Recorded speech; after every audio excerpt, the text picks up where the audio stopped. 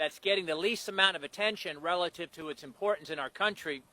And like many other issues, we're going to be deciding on November 5 what kind of a country we're going to be, and it applies to this issue as well. President Trump had withdrawn the U.S. from the WHO, and of course the Biden administration, like every other disastrous decision they made, reversed those policies when the Biden-Harris administration got in charge.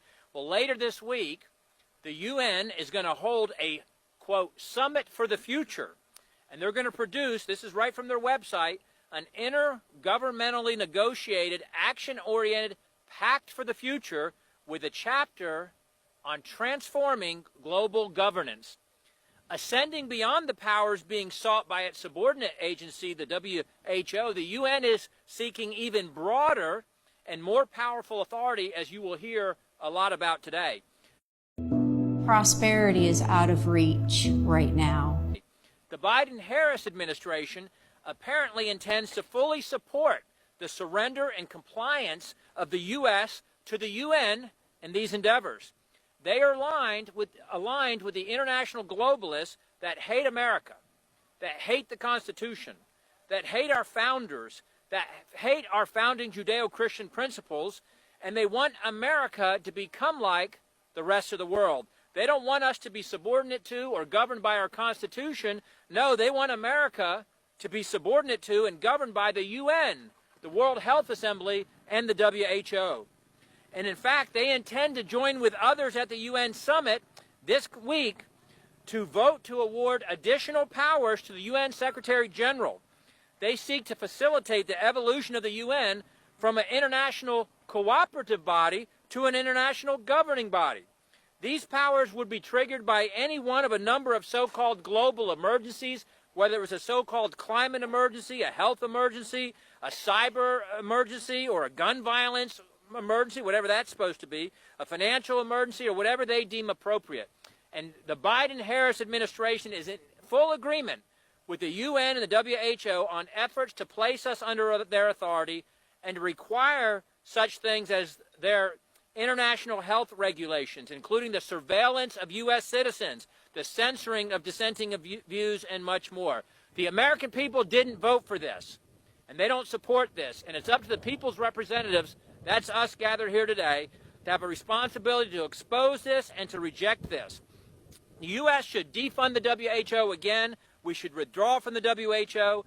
Any agreements with the WHO or the UN should require Senate approval or disapproval. And a bipartisan House majority voted to require Senate approval just last week with Tom Tiffany's bill on the House floor.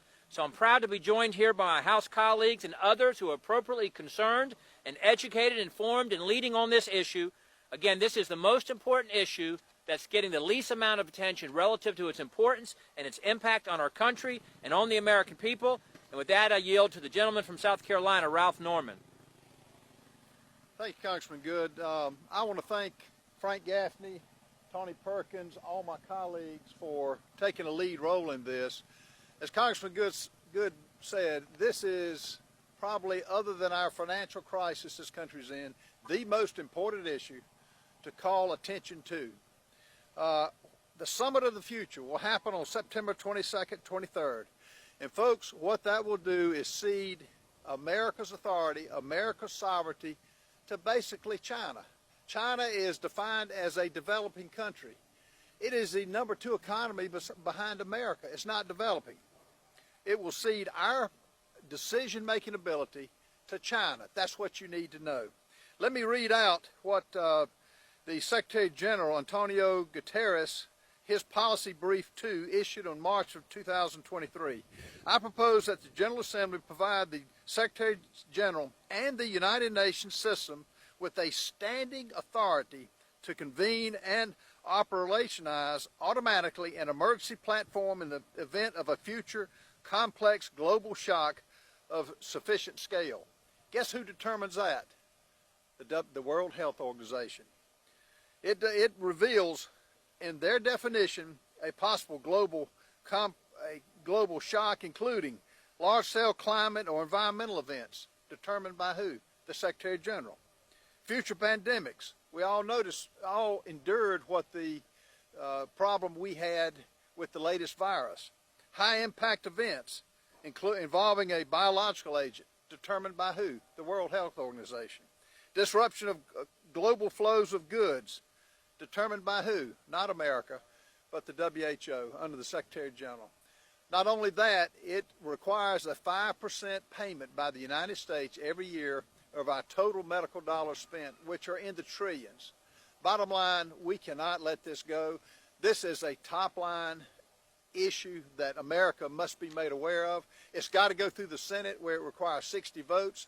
And we're going to fight to make sure all Americans know what's happening and stop it dead in its tracks. The WHO needs to be defunded, we need to do away with it, and America get out of it.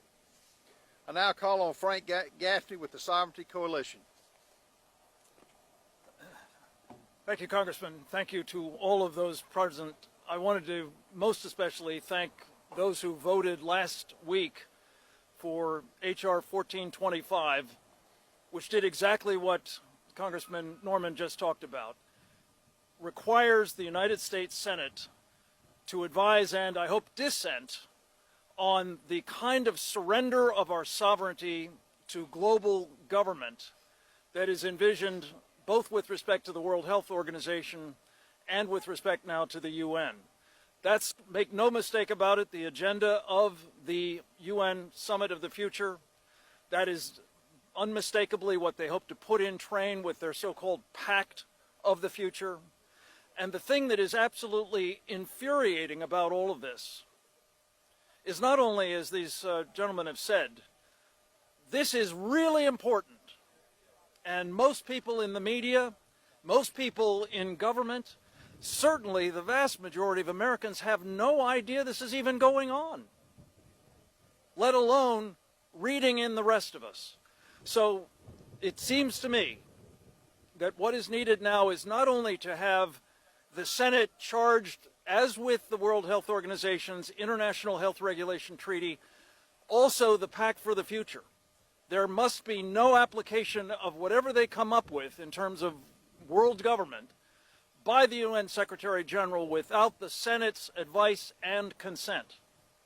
And secondly, I call here today on former President Donald Trump to use his platforms to address and draw out his opponent, the Vice President of the United States, on whether or not she supports world government.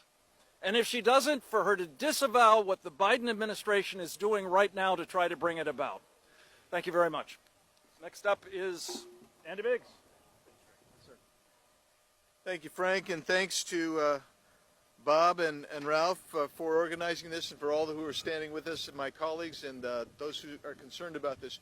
You know, this administration has attacked United States sovereignty since day one. They've done it by attacking our geographical integrity, and now they want to cede our sovereignty over to the United Nations, and in particular the World Health Organization. It's important to understand that how critical it is that we let the American people know how dangerous this administration is and their policies are. So, when we think about it, $850 million, that's our annual assessment today to the World Health Organization. But we consistently pay more than our assessment. Why is that? Because this administration wants to pay more. And we're the folks at the United Nations working hand in glove with the World Health Organization to have their way, we would be spending even more. And we'd be spending more to become enslaved to them because of the things that my previous speakers, my co-speakers have said. I introduced legislation, H.R. 2022, which gets us out of the World Health Organization and defunds our portion of it. Why is that? It's because the World Health Organization has become captured. It's been captured by our international adversary, China. We saw that as a result of the COVID-19 issue and how the World Health Organization protected Xi Jinping and the Chinese. We can't give up any more of our sovereignty, any more of our geographical integrity, any more of our economic integrity to foreign actors who have no concern about the United States of America other than to take our power and our money away. This administration is all in for it. That should be enough to tell everyone that this is a non-starter. I appreciate my colleagues for helping raise this today. I appreciate you and the media being here today, because this will be an ongoing effort. An ongoing effort as the out-of-control spending that Congress is engaged in, coupled with the border problems that we have. Let's at least not turn over our healthcare apparatus to folks from a United Nations or an international multilateral institution that has no concern for us. So I thank you for being here, and now I yield to the gentlelady from Wyoming, my friend Harriet Hageman.